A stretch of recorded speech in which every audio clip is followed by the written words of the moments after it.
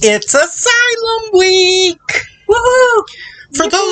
For those of you who don't know, the Asylum tends to focus on things called mockbusters, which are essentially cheap cash-ins of popular films, such as instead of Snakes on a Train, or instead of Snakes on a Plane, it's Snakes on a Train.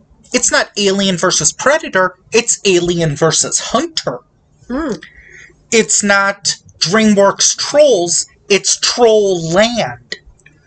Okay, so It's not Suicide Squad, it's Sinister Squad. So, do they make any money from these movies being direct? Yeah, they make money with them going direct to video because they attempt to, like, they attempt to, like, go for, like, the confused people or, like, the confused grandmother or the parents who's like, my sonny wanted to see Terminator Salvation. There's this movie called The Terminators. That must be the same thing. I'll get him that. okay? Jimmy likes Transformers. I'm gonna get him Transmorphers. Oh, could be interesting, I guess. They'll be like, you like E.T. or you like monster trucks. Here's Nuki. Okay, the movie we're reviewing is a little bit better than Nuki. Okay, I haven't even seen Nuki. Why don't we clue them in? Well, it's right there, or right there. We're reviewing this movie Dragon, which came out the same year as Aragon. I believe this is a 2008 movie. Now, we saw cinematic excrements, or I'll call him Smeghead. We saw Smeghead's review of Aragon because, look, neither of us have read those books. I haven't even read the Harry Potter books. Because it's one of those things where it's like, I think I got about 30 pages in and I was like, oh my god, there's still like 600 more pages. And they were pretty thick and they were pretty big. There was the hardcover ones. Although there's, for some reason I remember this, there's the actress Lelaine, she played Miranda on Lizzie McGuire. She said she read 4 of the first 4 Harry Potter books in one day. Wow. And JJ came to me or we were watching it and JJ said, dude, those books are like 600 pages long. It's like, endurance. Yeah. So no, we haven't read Aragon, but I don't think it matters because based on what was in the Smeghead review, and based on what's in this movie, it's one of those things where it's like, they obviously didn't read the Aragon book, but my theory is... Yes? I think it's maybe the director or the writer. I think the director is the same as the writer. Lee Scott? Yeah. Leigh. I don't know if that's a man or a woman. It's a guy. According to the internet, it's a guy. Okay. If it's not, sorry.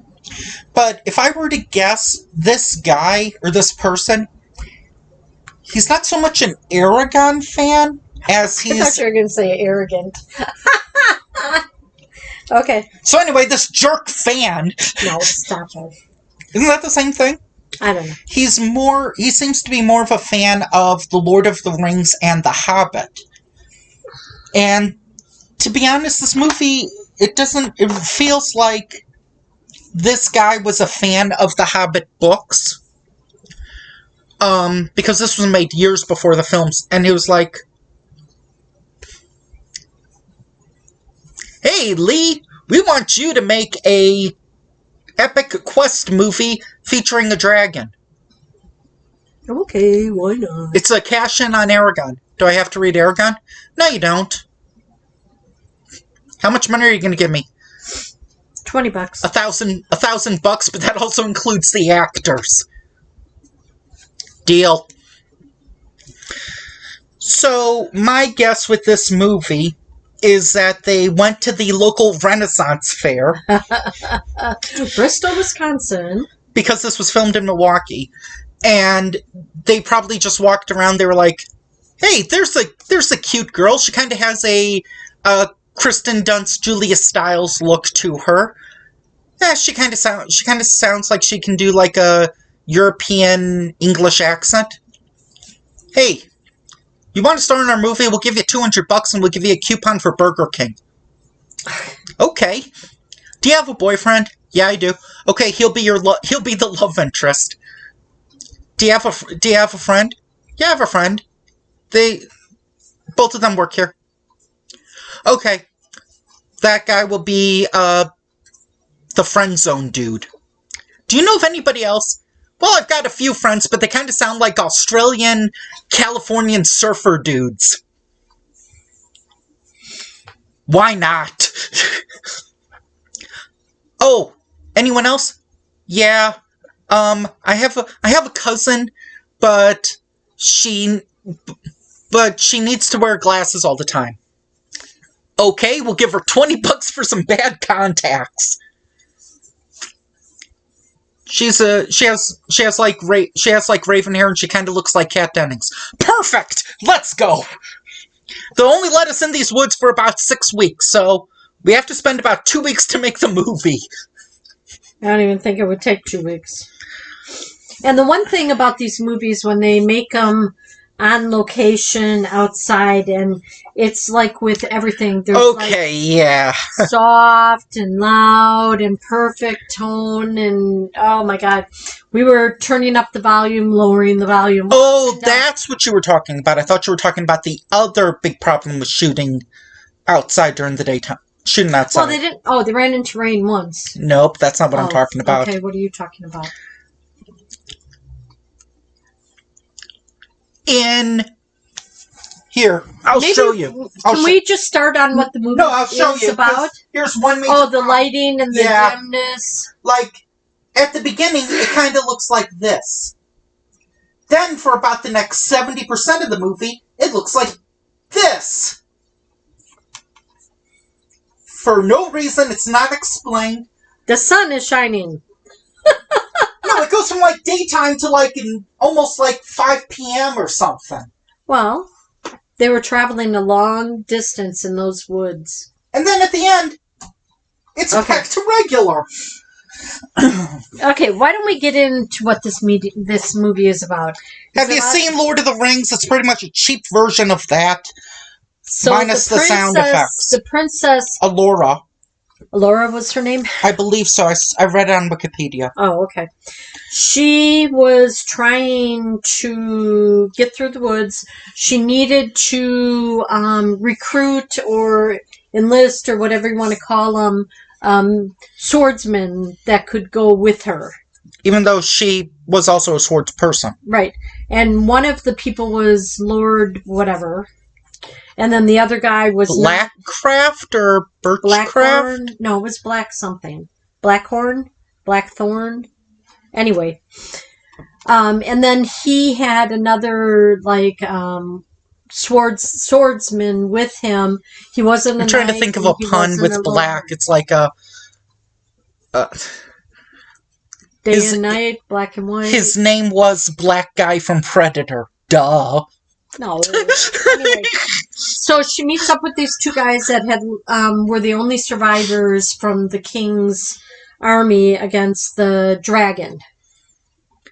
And so they're going through the woods, and then all of a sudden they were like, I think there's somebody here. We're not alone.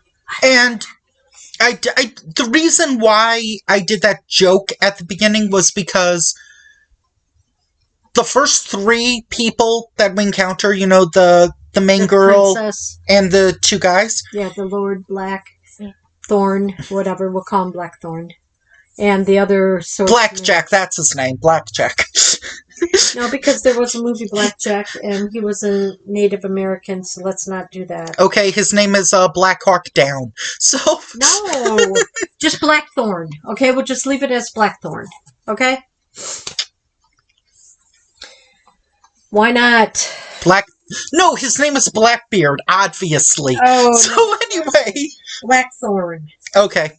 I think that's the director's trademark for some reason. Mm. It's like his production company name, I think. So, anyway, the reason why I bring up those 3 at the beginning is because those 3, you can tell they're, like, either a Shakespearean troupe, or like they work at medieval times, or they work at Renaissance fairs, or they go, they do recreations, because you can tell that they have, like, even if they're Americans, they have, like, kind of, like, very Shakespearean British accents. Okay, whatever. Then you go to the other team, and they're, like, sick, bruh. Like, totally.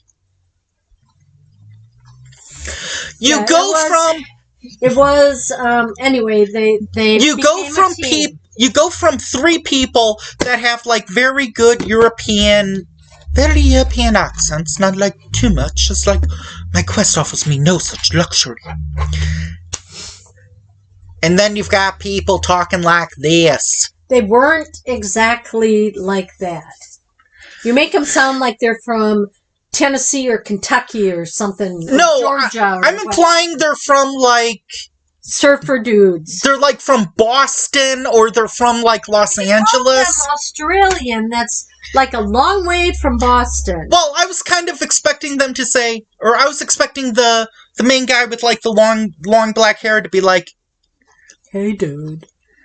Hello, I'll get you out of this economy. A dingo ate my baby. But anyway, let's get going. Wait, one more second. Come on. You always get off track. A dingo ate my baby. This is Review Time Theme Podcast. Okay. You had to plug them. You done now? I could have gone further. I'm not going to. No. Okay. So you go from accents to, like, accents from all over the course, and the blonde chick who had, like, she didn't even try any accent. She was like, I'm just going to talk like a normal person. Okay. That sounded really wrong. So then they convince the princess that they can lead them through the forest and that they had actually slayed a dragon. No. It's through the mythical woods, complete with mountains and a huge lake, which is totally part of Milwaukee, right? Right. Which means they just got some cheap stock footage. Yeah, it looks like they took from the Travel Channel or from Sound of Music. The Discovery, maybe? And the hills. The hills are alive with the sound of music. But anyway. Isn't there, like, some bike trail near... There's a bike trail near here that is like a mountain. They could have just filmed that at, like, 7 a.m. No, it was... Oh, jeez. It was completely forested. Okay, maybe they went to Atlanta for a weekend. I don't know. Anyway. Oh, hey, Stone Mountain Park. Ooh. Stonewall Jackson. Oh. Stonewall Jackson. Maybe I'll film the back portion. Okay, can we get through this? Go ahead. I'm just... So anyway, the 3 convince the princess that they can help get her through the forest to the next castle or whatever. But then you've also got a psychic. And she will pay them with a piece of land. Okay? So then they get to a certain part of the woods, forests, whatever, mountains, whatever you want to call it. And that's where she shows up. The lady with the contacts. Who we originally thought might have been a ghost. Yeah. Or a sorcerer or a witch or something. Because she only appears to this person, she only appears to the main princess, like, no, she doesn't. Once in a dream sequence. Well, she did twice in a dream sequence, but then she appeared to all of them, remember? Yeah, I'm just saying, we originally thought she was a ghost. Because at times, just like the parody you just showed me, she could communicate with just her and nobody else would hear. Like I said, this person's a big fan of Lord of the Rings and The Hobbit. Okay, I know. That's what I just... This guy must be president of the Tolkien fan club. Talking to you about this movie is like dragging on. Let's just stay focused for a little bit. I'm trying. So anyway, the 6 of them meet up. I thought there were like 8.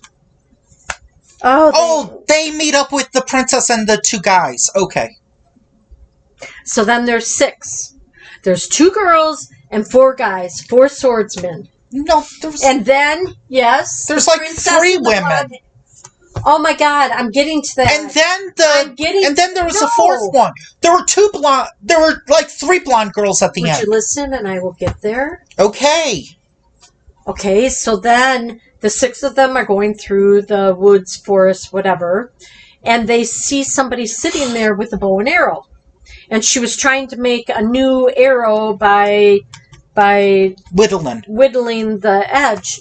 And they catch up to her, and then as soon as they go to take her, then the scary lady shows up with the weird contacts that made me keep wanting to blink. But then no scratching. So then she's like, I will take you. You must take the challenge of slaying the dragon before you can get through the forest or whatever. Isn't it at that point that they mentioned the glaive? What glaive? Didn't they say the word glaive? About what? Glaive or crawl? About what? What? Where? In the movie, because I remembered saying, like, that's from Crawl. Whatever. And so she was communicating with the princess, and so the princess was taking them to the dragon's bedding area, lair, whatever you want to call it. And man, this dragon was totally realistic. This dragon was totally there. CGI or whatever you call it. That's a little too nice to say it's CGI. And then the fire?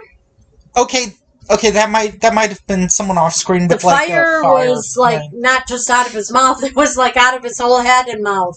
It was like a lot of fire. It wasn't pinpointed towards a certain direction. It just went really wide. Do you know what I mean by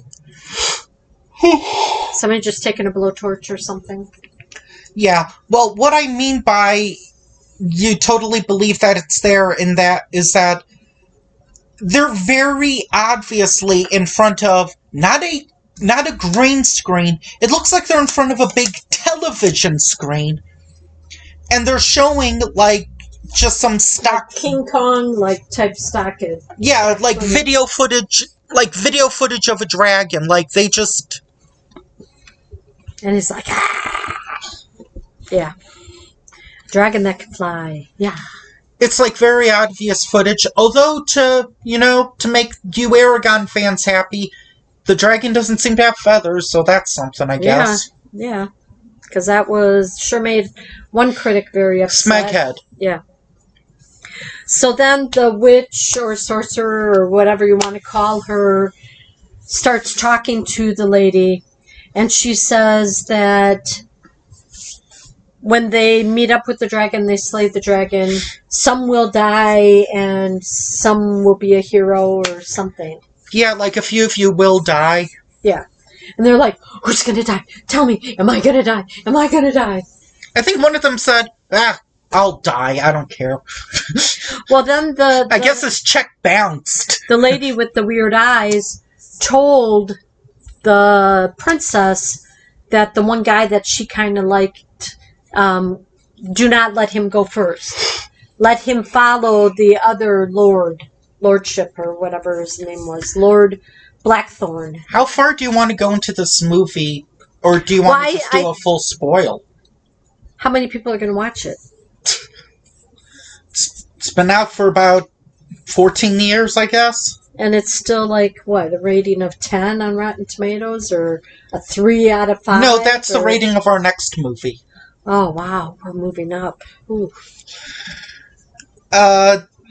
Well, I caught the end of it. You had to... I later saw the ending of it. Yeah, you had to go do something, so I continued with it. It made me wonder if...